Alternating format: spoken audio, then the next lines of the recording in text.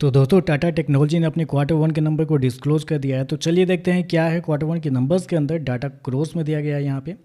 तो देखिए पिछले क्वार्टर में कंपनी 1285 करोड़ का रेवेन्यू जनरेट की थी ऑपरेशन के थ्रू। पिछले साल देखते हैं तो 1268 करोड़ के आसपास, जबकि अभी देखें तो 1244 करोड़ आपको जाता हुआ देखने को मिला। तो साल दर साल जाते हैं तो साल दर साल कंपनी के रेवेन्यू के अंदर 2% के आसपास की गिरावट आपको देखने को मिल रही है।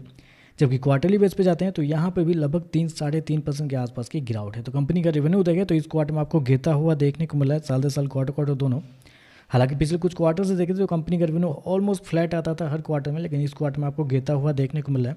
हालांकि मार्केट का मानना भी था कि कंपनी के रेवेन्यू के अंदर गिरावट आपको देखने को मिल सकती है। 1210 करोड़ के आसपास का मार्केट का मानना था कि कंपनी का रेवेन्यू आएगा, लेकिन यहाँ पे देखें तो मार्केट की एस्टीमेट से बेहतर आपको देखने को मिल रहा है।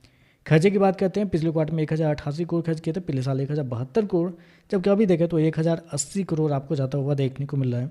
तो खर्चे देखते हैं तो खर्चे आपको ज़्यादा देखने को मिले हैं, क्योंकि 2% के आसपास का रेवेन्यू गिरा है आपका साल दर साल, और ऐसे में कंपनी के खर्चे भी कम होने चाहिए थे, लेकिन साल दर साल कंपनी के जो खर्चे हैं वो आपको ज़्यादा देखने को मिले। तो खर्चे थोड़े से ज़्यादा इस क्वार्टर में आपको देखने को मिल रहे हैं।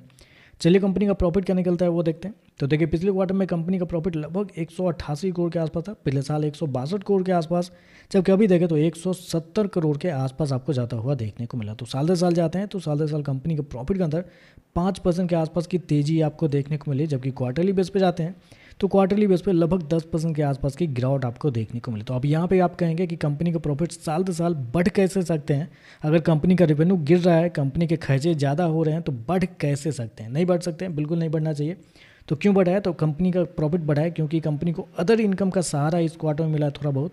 पिछले साल 23 करोड़ कंपनी ने अदर इनकम में जनरेट किए थे, जबकि इस क्वार्टर में 63 करोड़ के आसपास है। तो यहाँ पे देखें तो लगभग 40 करोड़ के आसपास का डिफरेंस आपको देखने को मिला है, जिसकी वजह से कंपनी का प्रॉफिट बढ़ रहा है। क्योंकि जिनको नहीं पता उनको बता दूँ, अदर इनकम में कंपनी के जो खर्चे हैं वो आपको जीरो होते हैं, तो अदर इनकम टोटली कंपनी के प्रॉफिट के अंदर ऐड हो जाता है।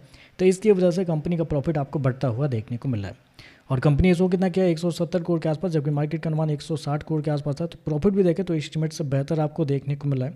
और अगर कंपनी के मार्जिन की बात करते हैं तो पिछले साल 12.76% के आसपास था, पिछले क्वार्टर में देखते हैं तो 14.69 के आसपास, जबकि अभी देखते हैं तो कंपनी का मार्जिन 13.66 आपको जाता हुआ देखने को। तो मार्जिन आपको साल दर साल बढ़ा है क्योंकि अदर इनकम का सहारा आपको मिलता हुआ देखने को मिल रहा है।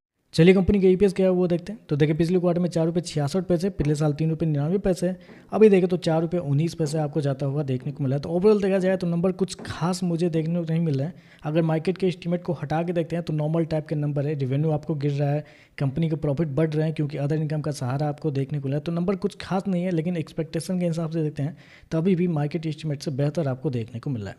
तो चलिए बस आज के लिए बस इतना है। वीडियो पसंद आए तो लाइक कीजिएगा, साथ में साथ चैनल को सब्सक्राइब जरूर कीजिएगा। धन्यवाद।